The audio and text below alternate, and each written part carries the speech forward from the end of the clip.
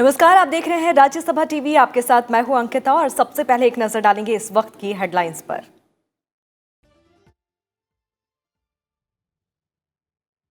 राज्यसभा के दिवंगत सांसद मदन लाल सैनी को सदन में दी गई श्रद्धांजलि, रखा गया कुछ पलों का मौन।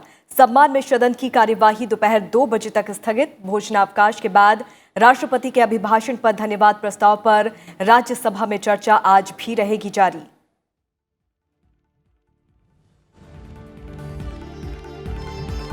राष्ट्रपति के अभिभाषण पर धन्यवाद प्रस्ताव पर लोकसभा में चर्चा दूसरे दिन भी जारी। प्रधानमंत्री नरेंद्र मोदी आज दे सकते हैं जवाब। 2 नवनिर्वाचित टीएमसी सांसदों नुसरत जहां रूही और मिमी चक्रवर्ती ने ली सदस्यता की शपथ।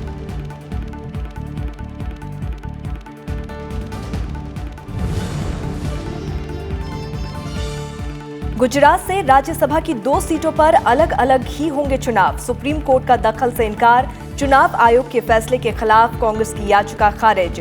2 सीटों के लिए बीजेपी उम्मीदवार विदेश मंत्री एस जयशंकर और जुगलजी ठाकुर ने किया नामांकन। राज्यसभा की 6 सीटों के उपचुनाव के लिए नामांकन का आज आखिरी दिन।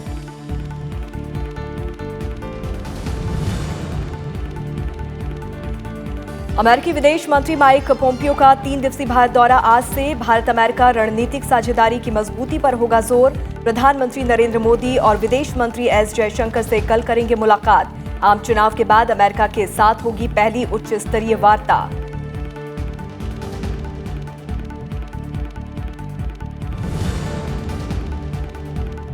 क्रिकेट विश्व कप में मेजबान इंग्लैंड का ऑस्ट्रेलिया से मुकाबला आज। लॉर्ड्स के ऐतिहासिक मैदान पर आमने सामने होंगी दोनों टीमें। साउथहैम्पटन में बांग्लादेश ने अफगानिस्तान को 62 रन से मात देकर सेमीफाइनल में पहुंचने की उम्मीदें रखी जिंदा।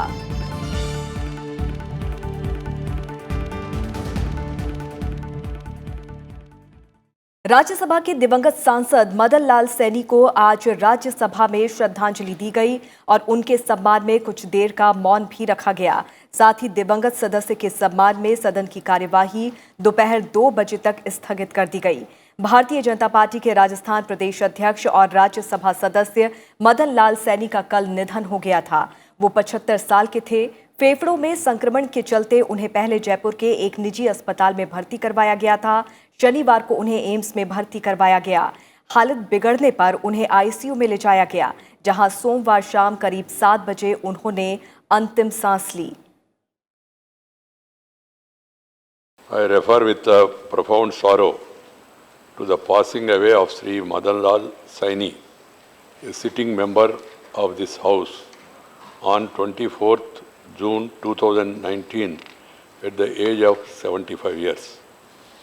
Born in July 1943 at Radhakrishnapur in Sikar district of Rajasthan, Sri Saini was educated at SK College Sikar and Rajasthan University Jaipur.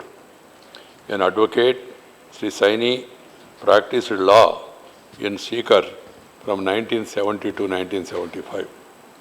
He worked assiduously for the upliftment of the poor and for the redressal of the problems of the workers and employees. He joined Bharatiya Mazdoor Sangh and fought for labor rights and against the injustice meted out to sanitation workers in particular. He also served as the president of several labor unions. Sri Saini started his legislative career as a member of the Rajasthan Assembly in 1990 and served in that capacity from 1990 to 1992. Sri Madan Lal Saini represented the state of Rajasthan in this House from April 2018 till his sad demise yesterday. Sri Saini was also president of the state unit of the Bharatiya Janata Party, Rajasthan. In the passing away of Sri Madan Lal Saini, the country has lost an able parliamentarian, a veteran trade unionist, and a dedicated social worker. We deeply mourn the passing away of Sri Madan Lal Saini. I request the members to rise in their places and observe silence as a mark of respect to the memory of the departed.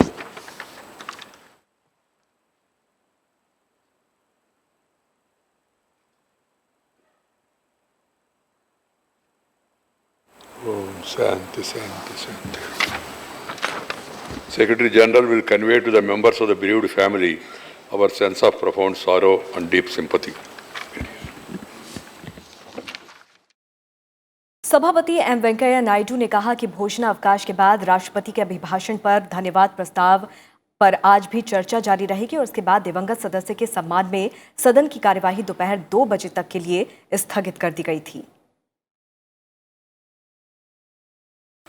Morning, I have conveyed a meeting of the leaders and we discussed and then came to the conclusion that we'll be adjourning the house up to lunch and afternoon we'll be resuming our discussions. I would like to request all the members, whoever has to make speeches, they have to complete the discussion today and tomorrow there will be reply. If you want longer time, you have to sit till late in the evening. Yesterday also I am told of 7 o'clock, 8 o'clock some debate.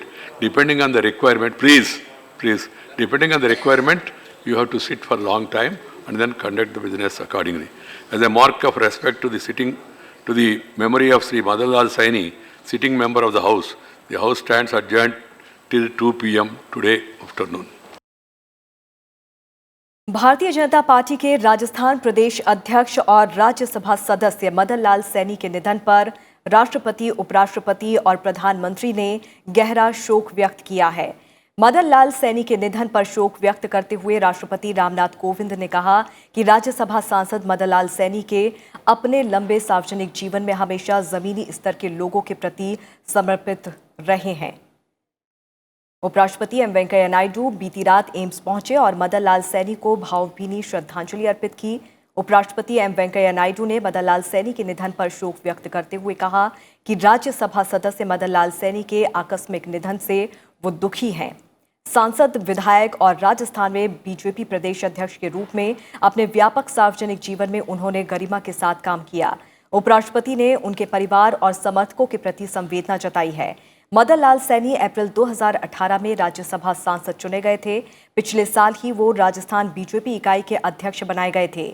Madan Lal Saini का जन्म 13 जुलाई 1943 को हुआ था। वो उदयपुरवाटी विधानसभा से विधायक भी रहे। मदन लाल सैनी अखिल भारतीय मजदूर संघ और भारतीय किसान मोर्चा में भी कई पदों पर रहे।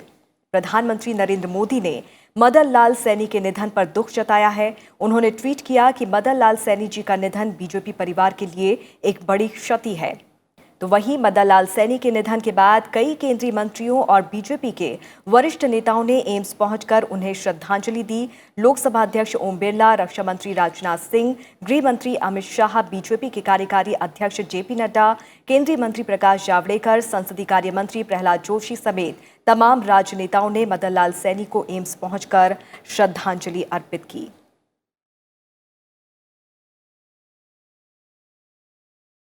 राष्ट्रपति के अभिभाषण पर धन्यवाद प्रस्ताव पर लोकसभा में चर्चा आज दूसरे दिन भी जारी है। प्रधानमंत्री नरेंद्र मोदी आज चर्चा का जवाब दे सकते हैं। धन्यवाद प्रस्ताव पर चर्चा में हिस्सा लेते हुए डीएमके सांसद दयानिधि मारन ने कहा कि देश में पानी की समस्या गंभीर होती जा रही है। उन्होंने तमिलनाडु में चल रहे जल संकट का भी जिक्र किया। Sir, the reason, sir, I'm saying that in this President's address, sir, President's address did insist on water management and in fact said in the para 19 of the President's address and also in 20 that Ministry of Jal Shakti will be formed, sir. Sir, the President has addressed the crisis, water crisis, which is looming at large in India and especially, sir, from South India and Tamil Nadu. We are in the utter water distress, sir. BJP सांसद हेमा मालिनी ने धन्यवाद प्रस्ताव पर बोलते हुए केंद्र सरकार की उपलब्धियों, खासतौर से महिला सशक्तिकरण का जिक्र किया। मोदी सरकार के वैसे अनगिनत उपलब्धियां हैं, बहुत सारे हैं, जैसे किसानों के हित में, जवानों के लिए, वेलफेयर के लिए और शिक्षा क्षेत्र में, स्वास्थ्य में, ऐसे बहुत कुछ है। लेकिन सबसे ज़्यादा बहुत ही बढ़िया और अद्भुत जो है वो विमेन एम्पावरमेंट। आज मैं कहूँगी कि हमारे देश की बहुत सारी महिलाएं, specially the young ones, are doing really very well और कंधे से कंधे मिलाकर बहुत कुछ काम कर रही हैं। आप देख लीजिए, जैसे बैंक में बैंक चेयरमैन के पदवी में हर सर्विस सेंटर में महिलाएं हैं। आप ये भी देख सकते हैं, मेट्रो भी चलाती हैं, ऊबर भी चलाती हैं, और यहाँ तक कि हम जिस हवाई जहाज़ में उड़ते हैं, बहुत सारी young pilots are there, young girls are flying the aeroplane. यहाँ तक इतना ही नहीं, आर्मी, नेवी और एयरफोर्स में भी महिलाएं हैं। और ये भी सुना है कि एयरफोर्स में फाइटर प्लेन भी ये लड़कियां चलाती हैं। Hats off to those young girls. और इतना ही नहीं, हमारे भी फिल्म इंडस्ट्री में बहुत सारी महिलाएं आगे आई हैं, और बहुत सारे क्षेत्र में, जैसे डायरेक्शन हो या फिल्म स्क्रिप्ट राइटिंग हो या camera, behind the camera, all kind of thing they are able to do, which is really remarkable and we really feel very proud to see them. TDP सांसद जयदेव गल्ला ने आंध्र प्रदेश को विशेष राज्य दिए जाने का मुद्दा उठाया। Single most important issue for the people of Andhra Pradesh. The responsibility now lies with Sri Y.S. Jagan Mohan Reddy Garu and the YSR Congress Party to deliver on our rights, sir. Now, after meeting the Prime Minister and the Home Minister, Sri Y.S. Jagan Mohan Reddy Garu is saying he will keep on asking, while we understand that the response from the Prime Minister has been categorical, that AP will not get special category status. वहीं BJP सांसद PC Mohan ने भी धन्यवाद प्रस्ताव पर चर्चा में हिस्सा लिया। I want to bring it to your notice, sir. Bangalore is called as Silicon Valley of India also, sir. In my constituency, Mahadevapura constituency, there is one Bellandur Lake is there, sir. That is getting in the news, sir. Not only in Bangalore, sir, in Karnataka, throughout country and even in the world also, sir. Because, you know, the frothing is there, sir. Sometimes a new person comes to Bangalore, he will think whether it is a snow or it is a frost, it is such a bad condition, sir. I request the central government, urban development, they have already given adequate funds to lake development and regeneration for Karnataka, sir. But as a special case, I request the government to take up these lakes as a special case and give adequate funds to the state government, or take directly and under the central government and develop these lakes. Lok Sabha में BJP सांसद और केंद्रीय मंत्री प्रताप चंद्र सारंगी ने धन्यवाद प्रस्ताव पेश किया और बीजेपी सांसद हिना गावित ने प्रस्ताव का समर्थन किया। लोकसभा में टीएमसी सांसद नुसरत जहां रूही और मिमी चक्रवर्ती ने लोकसभा सांसद के तौर पर शपथ ग्रहण किया। दोनों ही सांसदों ने बांग्ला भाषा में शपथ लिया। मिमी चक्रवर्ती ने शपथ से पहले सभी वरिष्ठ सांसदों का आभार भी जताया। नुसरत जहां रूही बसीरहाट और मिमी चक्रवर्ती जादवपुर से सांसद चुनी गई।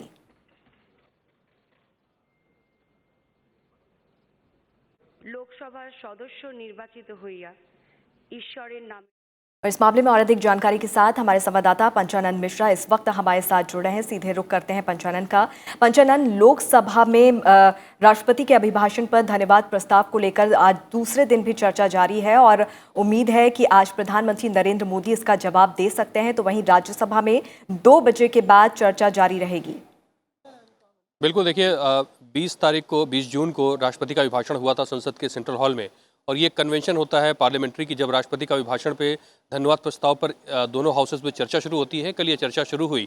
लोकसभा में भी एक अच्छी चर्चा देखी गई, राज्यसभा में भी हुई। लोकसभा में चर्चा जो है वो लगातार जारी है। हमने देखा कि जैसे पहले 11 बजे प्रश्नकाल हुआ, उसके ठीक बाद 2 जो सदस्य हैं बंगाल से चुनकर आई हैं महिला सदस्य, उन्होंने शपथ ली, और उसके बाद ये राष्ट्रपति के अभिभाषण पर धन्यवाद प्रस्ताव पर चर्चा शुरू हुई। अलग अलग मुद्दे, इस राष्ट्रपति का अभिभाषण क्योंकि सरकार की नीतियों का दस्तावेज होता है, सरकार की ही नीतियां उसमें बताई जाती हैं, राष्ट्रपति उसको पढ़ते हैं, तो उस पर जो है अलग अलग दल, अलग अलग क्षेत्र के लोग अपनी अपनी समस्याओं को उठाते हैं और अपनी पार्टी के मुद्दों को उठाते हैं। जैसे हमने देखा कि आंध्र प्रदेश का चाहे मुद्दा हो, चाहे वो डीएमके ने पानी का मुद्दा उठाया है, ये सारे मुद्दे उसमें उठाए जाते हैं और ये मुद्दे उठ रहे हैं। और आज सबकी नज़र इस बात पर है कि प्रधानमंत्री नरेंद्र मोदी का इस अभिभाषण पर जब जवाब होगा शाम को लगभग 5 बजे, इसका एक टेंटेटिव वक्त तय किया गया है और सबकी नजरें उस पर हैं। और एक अच्छी चर्चा राज्यसभा में देखने को मिल रही है और लोकसभा में देखने को मिल रही है। राज्यसभा में ये चर्चा 2 बजे के बाद शुरू होगी, क्योंकि हमको पता है कि राज्यसभा में हाउस एडजर्न हुआ था, जो अभी मौजूदा सदस्य हैं उनके निधन के बाद, तो 2 बजे के बाद राज्यसभा में चर्चा होगी और उम्मीद है कि प्रधानमंत्री कल राज्यसभा में जवाब देंगे। चलिए पंचानन, नजर बना के रखिए। बहरहाल बहुत बहुत शुक्रिया इस तमाम जानकारी के लिए। ओडिशा की 3, गुजरात की 2 और बिहार से राज्यसभा की 1 सीट के उपचुनाव के लिए आज नामांकन का आखिरी दिन है। 26 जून को नामांकन पत्रों की जांच और 28 जून तक नाम वापस लिए जा सकेंगे। 5 जुलाई को राज्यों की विधानसभाओं में मतदान होगा। सुबह 9 बजे से शाम 4 बजे तक वोट डाले जा सकेंगे। बिहार की 1 सीट राज्यसभा सांसद रविशंकर प्रसाद के लोकसभा के लिए निर्वाचित होने के कारण खाली हुई है, तो वहीं गुजरात की 2 सीटें बीजेपी अध्यक्ष अमित शाह और केंद्रीय मंत्री स्मृति ईरानी की 17वीं लोकसभा के लिए चुने जाने की वजह से रिक्त हो गई है। गुजरात से राज्यसभा की 2 सीटों पर चुनाव अलग अलग ही होंगे। सुप्रीम कोर्ट ने इस मामले में दखल से इनकार किया है। सुप्रीम कोर्ट ने चुनाव आयोग के फैसले के खिलाफ कांग्रेस की याचिका खारिज कर दी है।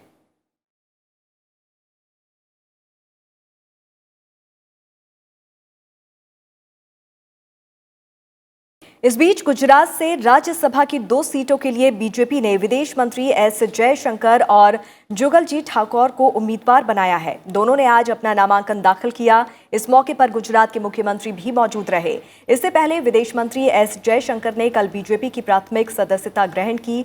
पार्टी मुख्यालय में बीजेपी के राष्ट्रीय कार्यकारी अध्यक्ष जेपी नड्डा ने एस जयशंकर को पार्टी की प्राथमिक सदस्यता ग्रहण कराई। और अब खबर बजट से जुड़ी खास कवरेज की।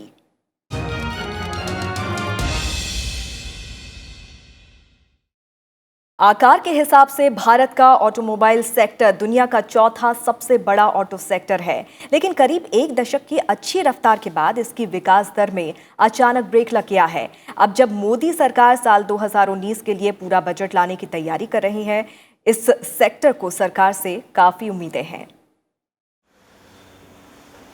ऑटोमोबाइल सेक्टर देखा जाए तो विकास की धुरी है।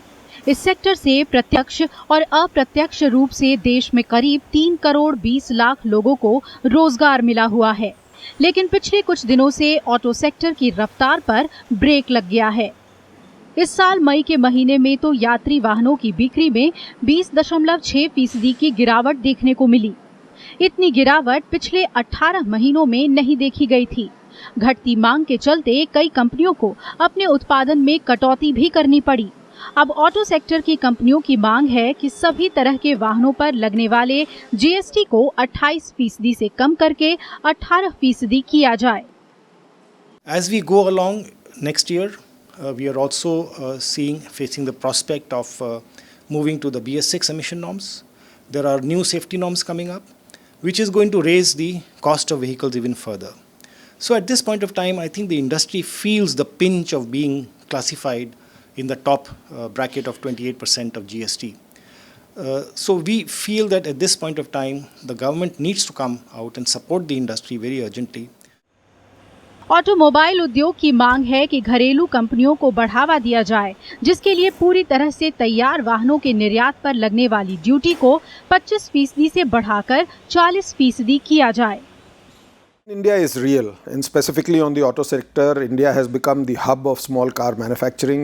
It has become the hub for 3-wheeler manufacturing, and definitely a hub for 2-wheelers and commercial vehicles. But what is important is a long-term thought-out policy for automotive.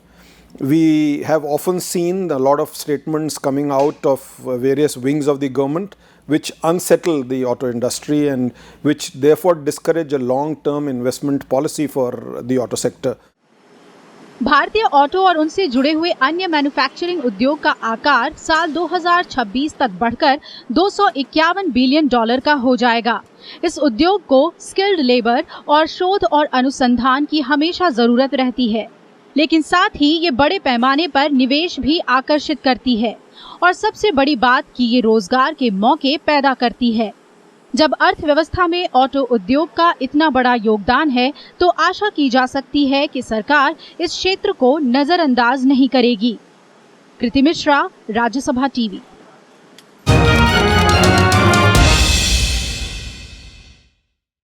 आपातकाल की आज 44वीं बरसी है। 1975 में आज ही के दिन इंदिरा गांधी सरकार की सलाह पर राष्ट्रपति फखरुद्दीन अली अहमद ने देश में आपातकाल लगा दिया था। इसके साथ ही लोगों के जनतांत्रिक और मूलभूत अधिकार निलंबित कर दिए गए थे। 1975 को लागू हुआ ये आपातकाल 1977 में समाप्त हुआ था। उपराष्ट्रपति एम वेंकैया नायडू ने कहा कि आज जब देश आपातकाल विरोध दिवस मना रहा है, इस अवसर पर अपनी और साथी नागरिकों की निजी स्वतंत्रता और मूलभूत अधिकारों को अक्षुण्ण रखने के लिए प्रतिबद्ध हों। उन्होंने ट्वीट किया कि आज की युवा पीढ़ी को आपातकाल के उन काले दिनों और उस दौरान हुए अत्याचारों से अवगत कराया जाना चाहिए, जिससे वो हमारी आज़ादी, लोकतंत्र और नागरिक अधिकारों की रक्षा के प्रति सचेत रहें। सजग विधायिका, स्वतंत्र न्यायपालिका, जवाबदेह कार्यपालिका, आज़ाद प्रेस और सचेत सक्रिय नागरिक हमारे संवैधानिक अधिकारों के संरक्षण के लिए आवश्यक हैं। प्रधानमंत्री नरेंद्र मोदी ने भारत के उन सभी महानुभावों को सलाम किया है जिन्होंने आपातकाल का जमकर विरोध किया। प्रधानमंत्री ने ट्वीट किया कि भारत का लोकतांत्रिक लोकाचार अधिनायकवादी मानसिकता पर सफलतापूर्वक हावी रहा। लोकतंत्र में आपातकाल में क्या कुछ जुल्म नहीं हुए थे, इससे बड़ी धमकियां क्या होती, लेकिन ये देश झुका नहीं था। 1975 25 जून वो ऐसी काली रात थी जो कोई भी लोकतंत्र प्रेमी भुला नहीं सकता है, कोई भारतवासी भुला नहीं सकता है। एक प्रकार से देश को जेल खाने में बदल दिया गया था, विरोधी स्वर को दबोच दिया गया था। Eternal vigilance is the price of liberty. लोकतंत्र के प्रति नित्य जागरूकता जरूरी होती है और इसलिए लोकतंत्र को आघात करने वाली बातों को भी स्मरण करना होता है और लोकतंत्र की अच्छी बातों की दिशा में आगे बढ़ना होता है। आपातकाल के दिनों को याद करते हुए प्रसार भारती के चेयरमैन डॉक्टर ए सूर्यप्रकाश ने कहा कि आपातकाल की सच्चाई हर नागरिक तक पहुंचना जरूरी है। आपातकाल भारतीय लोकतंत्र का सबसे अंधकारमय युग विषय पर आयोजित चर्चा में हिस्सा लेते कल उन्होंने ये बात कही। राजधानी दिल्ली में विवेकानंद इंटरनेशनल फाउंडेशन में आपातकाल के दिनों की याद में कार्यक्रम का आयोजन किया गया। इस कार्यक्रम में प्रसार भारती के चेयरमैन डॉक्टर ए सूर्यप्रकाश ने कहा कि आपातकाल की सच्चाई हर नागरिक के सामने आनी जरूरी है। इसीलिए जरूरी है कि शाह कमीशन की रिपोर्ट को हर भाषा में हर नागरिक के पास पहुंचाया जाए। अब 44 साल हो गया और मुझे लगता है कि इमरजेंसी या आपातकाल, इससे हम सीखने का बहुत कुछ चीज़ है। हमारे लोकतांत्रिक व्यवस्था, हमारे संविधान, इसको हम कायम रखना है। इसलिए उस 19 महीने जो हुआ 75 दशक में कभी नहीं भूलना, और जो विलन्स ऑफ इमरजेंसी है कभी माफ़ नहीं करना। आप उसको माफ़ किए तो कल ये दोबारा और कोई ऐसे सोचे तो आप क्या कहेंगे, ठीक है? तो वो पीढ़ी जो है, जो वो अनुभव किया है, और अगले पीढ़ी जो है, सब हम सोचना चाहिए। इसलिए शाह कमीशन रिपोर्ट जो है उसको अब दोबारा हम रीप्रिंट करना चाहिए, हर एक भाषा में होना चाहिए, और हर एक कॉलेज में कॉलेज स्टूडेंट्स जो है वो उसको पढ़ने के लिए हम वो करिकुलम में लाना चाहिए। ये बहुत जरूरी है। आपातकाल भारतीय लोकतंत्र का सबसे अंधकारमय युग विषय पर आयोजित चर्चा में हिस्सा लेते हुए विवेकानंद इंटरनेशनल फाउंडेशन के चेयरमैन एस गुरुमूर्ति ने कहा कि आपातकाल की लड़ाई हर नागरिक ने लड़ी है। नागरिकों के मौलिक अधिकार स्थगित करने के साथ ही इंदिरा गांधी ने मीडिया पर भी प्रतिबंध लगा दिया था, जहां वो संसद से जुड़ी कार्यवाही भी छाप नहीं सकती थी। So we must understand that all this we must educate the people on. It is not vote-based democracy, it is culturally we are ingrained in the democratic spirit. And that is what made the ordinary Indian fight emergency, not the man who had read the constitution, who knew the Supreme Court, or who knew how the parliament functions, or who even read the newspaper. It is not that man who fought and won against the dictatorship which was imposed in 1975, but it is the ordinary Indian. The credit goes to him. इस मौके पर S Gurumurthy की ओर से लिखी गई किताब policy initiatives of new government का विमोचन किया गया। अनु दीवान, राज्यसभा टीवी। नीति आयोग ने स्वास्थ्य क्षेत्र के मोर्चे पर विभिन्न राज्यों और केंद्र शासित प्रदेशों में हुई प्रगति को लेकर अपनी दूसरी रिपोर्ट जारी कर दी है। इस रिपोर्ट में नीति आयोग ने साल 2016-17 और 17-18 में स्वास्थ्य के मोर्चे पर बड़े और छोटे राज्यों में कितनी प्रगति हुई है, इसका लेखा जोखा जारी किया है। इस रिपोर्ट के मुताबिक हरियाणा, असम, झारखंड और आंध्र प्रदेश ने स्वास्थ्य सुविधाओं के क्षेत्र में अच्छी प्रगति की है। स्वास्थ्य राज्य समृद्ध भारत नाम से इस रिपोर्ट को नीति आयोग के उपाध्यक्ष राजीव कुमार ने आयोग के सदस्यों और सीईओ की मौजूदगी में जारी किया। ये रिपोर्ट केंद्रीय स्वास्थ्य और परिवार कल्याण मंत्रालय और विश्व बैंक के तकनीकी सहयोग से तैयार की गई है। कि जिन स्टेट्स ने, जिन राज्यों ने अपने इस स्वास्थ्य क्षेत्र में जिसमें तवज्जो दी है, जिसमें अटेंशन दी है, उन्होंने उसमें प्रगति की है। और ये ज़रूरी नहीं है कि आपका राज्य बहुत बड़ा हो या बहुत उसकी आमदनी बहुत हो, उसके बिना भी हम ये काम कर सकते हैं। मगर साथ में ये भी है कि जो राज्य जैसे केरल है, जिसमें कि हमेशा से स्तर काफ़ी ऊंचा रहा है, वो अभी भी कोशिश कर रहा है और उसको और ऊपर बढ़ा रहा है। अमेरिकी विदेश मंत्री माइक पोम्पियो भारत अमेरिकी रिश्तों पर चर्चा के लिए आज दिल्ली आएंगे। माइक पोम्पियो विदेश मंत्री एस जयशंकर और प्रधानमंत्री मोदी से बुधवार को मुलाकात करेंगे। वो प्रधानमंत्री नरेंद्र मोदी से मिलकर उन्हें अमेरिकी राष्ट्रपति डोनाल्ड ट्रंप का संदेश सौंपेंगे। अमेरिकी विदेश मंत्री की यात्रा के दौरान ओसाका G20 शिखर सम्मेलन के वक्त प्रधानमंत्री नरेंद्र मोदी और अमेरिकी राष्ट्रपति डोनाल्ड ट्रंप के बीच होने वाली बैठक के मुद्दे भी तय किए जाएंगे।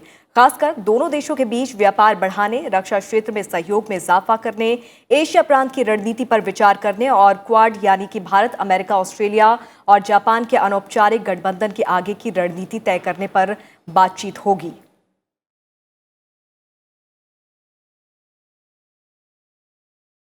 भारत माता मंदिर के संस्थापक स्वामी सत्यमित्रानंद गिरी का निधन हो गया है। राष्ट्रपति, उपराष्ट्रपति और प्रधानमंत्री ने उनके निधन पर शोक प्रकट किया। राष्ट्रपति रामनाथ कोविंद ने स्वामी सत्यमित्रानंद गिरी जी महाराज के निधन पर दुख व्यक्त किया। राष्ट्रपति ने ट्वीट किया कि उन्होंने आध्यात्म और समाज कल्याण के क्षेत्र में अमूल्य योगदान दिया है। उपराष्ट्रपति एम वेंकैया नायडू ने स्वामी सत्यमित्रानंद गिरी पर शोक जताया। तो वहीं प्रधानमंत्री नरेंद्र मोदी ने भी इनके निधन पर दुख व्यक्त किया।